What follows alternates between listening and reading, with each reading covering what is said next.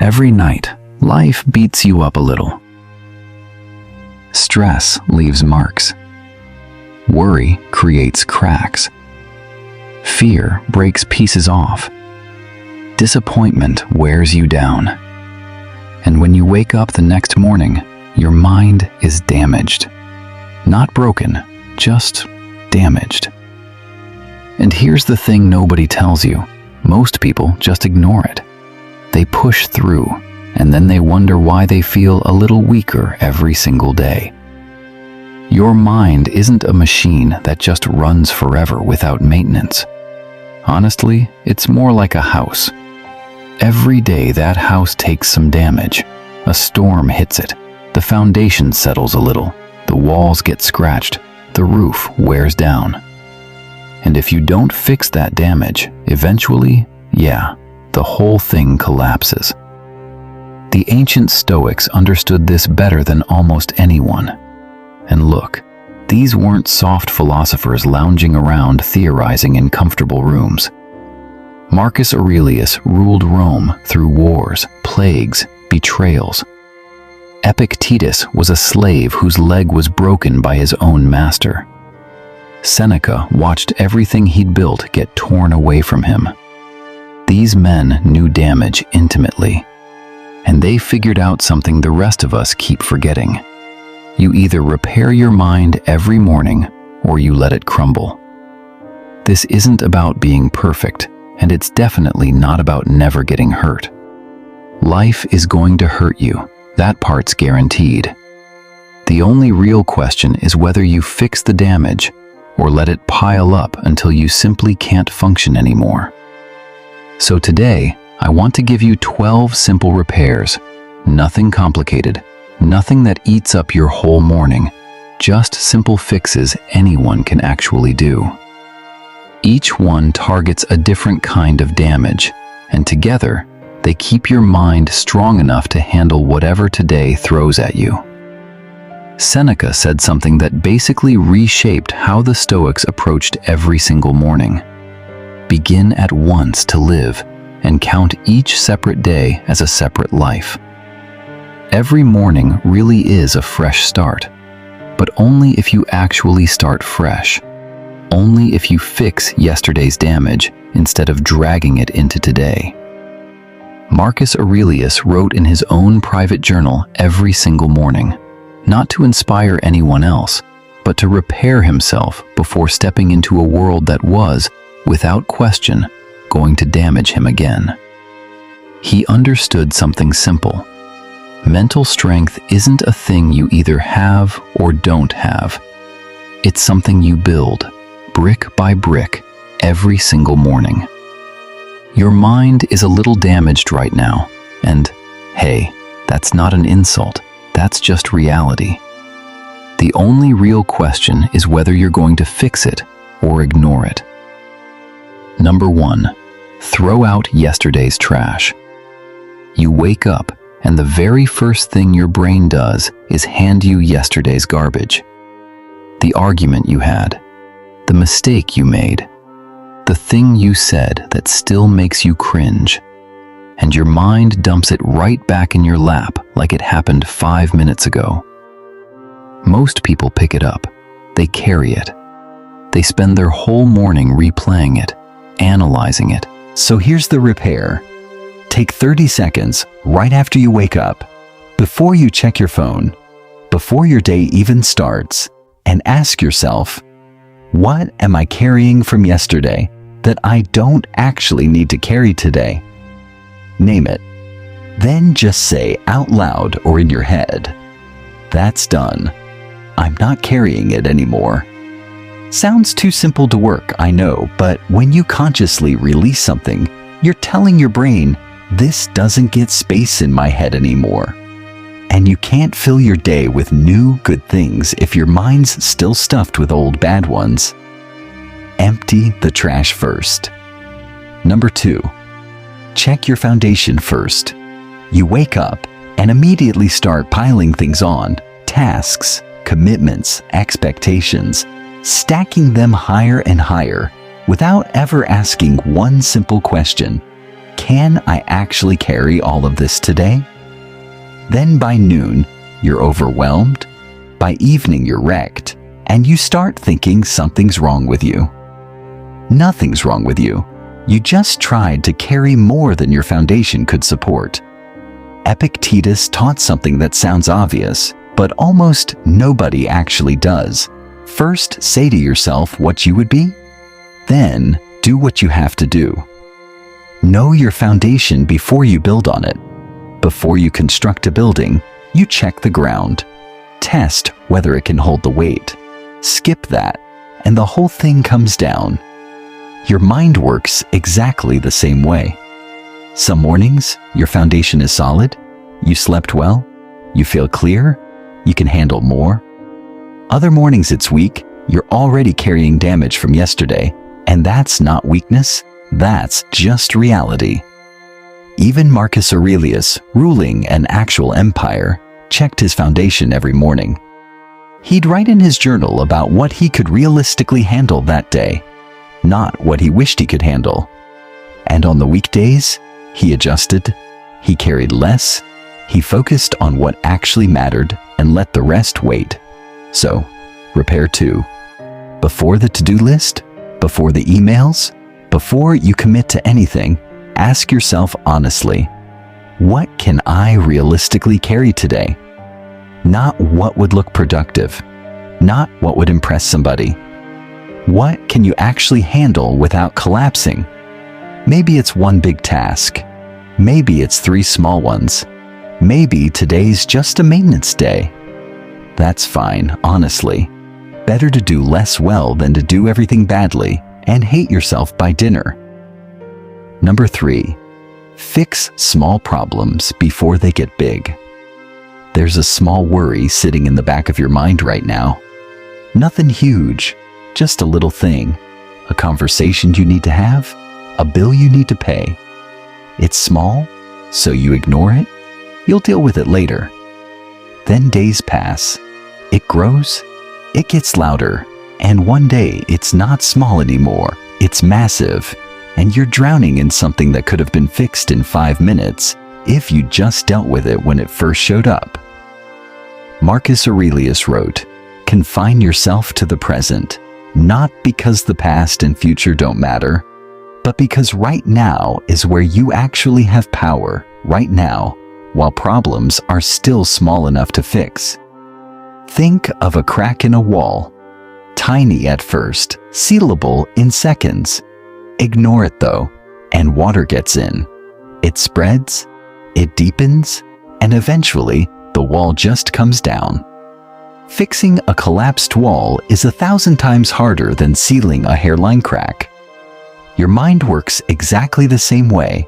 A small worry is a crack, and caught early, it's easy. Ignored, it becomes structural damage. So, repair 3. Every morning, name one small problem, one thing you've been avoiding, one hairline crack, and fix it today, not this week. Today.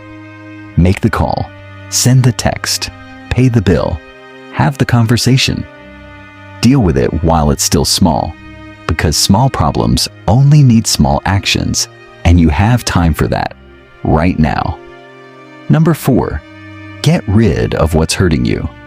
There's something in your life slowly poisoning you, and honestly, you already know exactly what it is. Maybe it's a person who drains you every time you talk to them. Maybe it's a habit wrecking your health. Maybe it's a job that's hollowing you out. You know what it is, and you're keeping it anyway, because removing it is uncomfortable, because it's familiar, because you're scared of what's left once it's gone. Seneca was one of the richest men in Rome, and yet he practiced something like voluntary poverty, giving away possessions, living simply, not out of hatred for wealth, but because he refused to be owned by anything he couldn't let go of. If you swallow poison, you don't sit there hoping it improves on its own. You get it out immediately, whatever it takes. But mental and emotional poison? Most people do the opposite. They know it's toxic and they hold on anyway. That friendship that makes you feel small every time you see them? Poison. That habit of scrolling and comparing yourself to strangers? Poison. That belief, quiet but persistent, that you're not good enough? Poison. You know it's hurting you, and you're still holding on. Epictetus said it plainly: make the best use of what is in your power, and take the rest as it happens. And deciding what gets access to your mind, that is absolutely in your power. So, repair 4. Name the one thing quietly poisoning your life. Be honest. Then start removing it today, even if it takes time. Even if it's just the first step. Set the boundary. Have the hard conversation. Begin the detox. You can't build a strong mind while something toxic is rotting it from the inside, and you can't heal while you're still consuming the poison at the same time. Number 5. Decide what you won't break. You compromise on everything, and that's exactly why nothing in your life feels solid. Someone asks something that crosses your values, and you do it anyway, because saying no feels uncomfortable. You set a boundary, then let people walk right through it because you hate conflict. Bend on everything, and eventually, everything breaks. Cato the Younger understood something most of us never learn. Some things have to be unbreakable, or nothing else really matters. His principles were non-negotiable, not out of rigidity, but because he knew that compromising on what mattered most meant eventually compromising on everything. When Caesar offered to spare his life if he just accept Caesar's rule, Cato refused. He chose death over compromise. And yeah, that sounds extreme, but he was protecting the one thing that, if lost, meant nothing else mattered anymore. You won't face that kind of choice, obviously, but you face smaller versions of it every day. And every time you compromise on something you said mattered, you're quietly teaching yourself that nothing really does. Think of a building's load-bearing walls. You can repaint, rearrange, renovate almost anything else, but those walls have to stay solid or the whole structure comes down. Your principles are your load-bearing walls. Repair 5. Every morning, decide on 3 things you absolutely will not compromise on today. Not guidelines, non-negotiables. Maybe it's, I will not lie, even if the truth is uncomfortable. Write them down. Say them out loud. Make them real, so that when the day tests you, and it will, you've already decided. Marcus Aurelius put it simply: waste no more time arguing about what a good man should be. Be one. Number 6. Let the pressure out. You're holding everything in. The stress, the anger, the truth you're too scared to say. You think that's strength. It's not, it's a pressure cooker, and pressure cookers explode. Marcus Aurelius ruled the most powerful empire on earth and had to look composed at all times. But he knew, if you don't release pressure, it destroys you from the inside. So every morning, he wrote brutal truths, real fears, honest struggles into his journal. He let it out before it tore him apart. Here's the thing most people believe: if I just hold it together, the pressure will eventually go away on its own. It won't. It either gets released in a controlled way, or it explodes in a destructive one. Those are genuinely the only 2 options. Epictetus told his students something uncomfortable. If you want to improve, be content to be thought foolish and stupid, meaning, say the uncomfortable thing, admit the truth, even if it makes you look less put together. Repair 6. Every morning, release 1 piece of pressure. Say 1 honest thing to yourself or to someone else. I'm overwhelmed and I need help. What you said yesterday actually hurt. It doesn't have to be dramatic. It just has to be honest. There's a real difference between emotional control and emotional suppression. One keeps you steady, the other keeps you right on the edge. Number 7, have a backup plan. You're living like nothing will ever go wrong, which is exactly why, when something does, you completely fall apart. The Stoics practiced something every morning that sounds negative but is actually one of the smartest things you can do. They imagined things going wrong, not to torture themselves, but to prepare. They called it premeditatio malorum, the premeditation of adversity. Seneca would wake up and genuinely ask, what if I lose my wealth today? What if my friends betray me? Not pessimism, strategy. Because when those things did happen, and sometimes they did, he already knew his next move. A building with no emergency exits is fine, right up until there's a fire, and then people die, simply because there was no way out. Your life works the same way. Everything feels fine until something goes wrong, and if you've got no backup plan, no emergency exit, you're just trapped. Unprepared people freeze, panic, make terrible decisions because they're operating in crisis mode with absolutely no plan. Prepared people stay calm, not because they're braver, but because they already thought through this exact scenario. Marcus Aurelius wrote, "You have power over your mind, not outside events. Realize this, and you will find strength." Part of that power is preparing your mind before the crisis, not during it. Repair 7. Every morning, think of one thing that could go wrong today. Just one. And spend 30 seconds deciding what you'd actually do if it happened. What if the meeting goes badly? Already know your response. What if someone says no? Already know your next move. You're not manifesting problems, you're just removing panic from the equation ahead of time. And that's the whole difference between people who survive a crisis and people who get flattened by one. Number 8, clear the junk first. Your alarm goes off, and before your eyes are even fully open, your hand's already reaching for the phone. Within seconds, your mind is flooded. Emails, news, other people's opinions, other people's emergencies. Your brain, fresh and clear 30 seconds ago, is now cluttered with information that has nothing to do with your actual day. The Stoics were oddly protective of their mornings, not because they were antisocial, but because they knew the first thoughts that enter your mind set the tone for everything after. Let garbage in first, and your whole day runs on garbage. Epictetus taught in a bare little school, no luxuries, no clutter, just the essential tools, because a cluttered environment breeds a cluttered mind. When you check your phone first thing, you're dumping trash into a space that was just clean.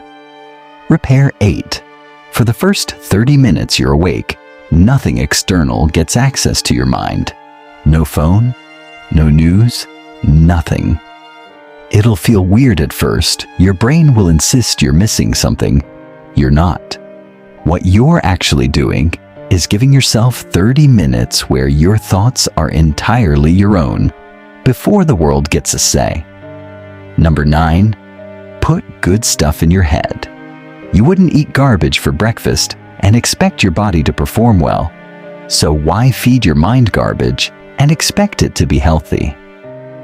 Whatever you consume first thing colors everything you think about afterward. Marcus Aurelius wrote, "The soul becomes dyed with the color of its thoughts," and he meant that literally, not poetically. Think of a water filter. Clean water in, clean water out. Contaminated water in, well, you get the idea. The Stoics were strategic about mental input. Seneca read philosophy every morning. Marcus reflected on Stoic principles before diving into the chaos of ruling Rome. Epictetus focused on the teachings that made him stronger. never the ones that made him weaker. They were deliberate about what they let into their minds because they knew deep down that it mattered more than almost anything else they did that day. So, repair 9. The first thing you read, hear, or watch each morning should make you better, not just entertained, better. Doesn't have to be heavy or serious, just nutritious. You can have the mental junk food later if you want. Honestly, go for it. Just don't start your day on it. Your mind will crave the junk at first. That's normal. It's been trained to expect it. But the more consistently you feed it quality, the more it starts craving quality instead. You take care of your body by watching what you eat. Take just as much care with what you feed your mind. Quality input creates quality thinking. Junk input creates junk thinking. It really is that simple. Number 10. Test yourself on purpose. You avoid discomfort. You eliminate challenges. You take the easy path whenever it's available, and then you wonder why you feel weak. Here's the uncomfortable truth. You don't actually know what you're capable of because you never test it. You just stay inside your comfort zone, quietly convincing yourself you're strong, but with no actual proof, no evidence, no real test behind that belief. And then the moment life forces discomfort on you anyway, you collapse because you've simply never practiced handling it. Musonius Rufus, one of the great Stoic teachers, believed you should intentionally make parts of your life harder, not because suffering is virtuous, but because practicing discomfort prepares you for when discomfort gets forced on you anyway. He'd fast when there was food available, sleep on hard surfaces when there was a bed, endure cold when warmth was right there. Training, plain and simple. Athletes don't wait until game day to discover if they're ready. They test their limits in practice. Your mind needs the same thing. Untested strength looks fine, right up until something hard actually happens, and then it just breaks. Not from weakness, but from never having practiced. Repair 10. Every morning, do one uncomfortable thing on purpose. A cold shower when warm's available. A hard workout you could easily skip. A difficult conversation you could easily avoid. It doesn't need to be extreme, just harder than your default. Epictetus said, "Difficulties show what people are made of, but if you never face difficulty on your own terms, you won't find out what you're made of until it's already too late." Number 11. Check for damage daily. You ignore small problems until they become full-blown disasters, and then act shocked when everything falls apart. A little stress, a bit of anxiety, a moment of doubt. Small, so you ignore it. Days pass, it spreads. And eventually, you're not dealing with a crack, you're dealing with a collapse. Marcus Aurelius, even while ruling an empire, checked in with himself daily. Wrote in his journal, examined his own thoughts, not out of insecurity, but because he knew small damage caught early is easy, and small damage ignored becomes catastrophic. You don't drive a car for years without ever checking the oil, the tires, the engine. Your mind deserves the exact same basic maintenance, but most people just keep driving until the engine blows, and then act baffled when it does. Seneca reviewed his own day every single evening. What did I do well? What did I do poorly? What needs to change? Maintenance, plain and simple, not judgment, not self-punishment, just an honest look. Repair 11. At the end of your morning, take 2 minutes and ask yourself 3 things. What did I repair this morning? What's starting to crack? What needs attention today? 2 minutes now can prevent a breakdown that takes months to recover from later. And most people only ever pay attention to their mental health once it's already in crisis, which is a bit like only checking your car when it's stalled out on the highway. By then, you're stranded. do the maintenance instead. Number 12. Build something that lasts. Everything stressing you out right now is temporary. That email won't matter next week. That meeting will be forgotten in a month. And that's exactly why spending your whole life on temporary things leaves you feeling empty. Marcus Aurelius was the most powerful man in the world, and he knew his power was temporary too. His empire would fade. His name would eventually mean nothing. So he focused on the one thing that could actually last: his thoughts, written down, not for fame, just for permanence. And here we are, 2,000 years later, still reading them. Think about a typical morning. You react to emails, put out fires, handle other people's emergencies, and by the end of the day, you've spent all your energy but built nothing. Seneca's letters are still read today. Epictetus's teachings still guide people centuries on. That's what lasts. Work that outlives the moment it was made in. Repair 12. Every morning, do one thing that creates something permanent. Not just consumption, not just reaction. Creation. Write a paragraph. Teach someone something they'll actually carry with them. Build a skill that compounds. It doesn't have to be grand. It just has to still exist tomorrow. Epictetus said, "Don't explain your philosophy, embody it." Before you dive into the temporary tasks and urgent emails, ask yourself, what am I building today that'll still be here next year? Then build that first. Pause. Your mind breaks a little every day. That's not a flaw, that's just reality. Life damages you. Stress cracks you. Disappointment wears you down.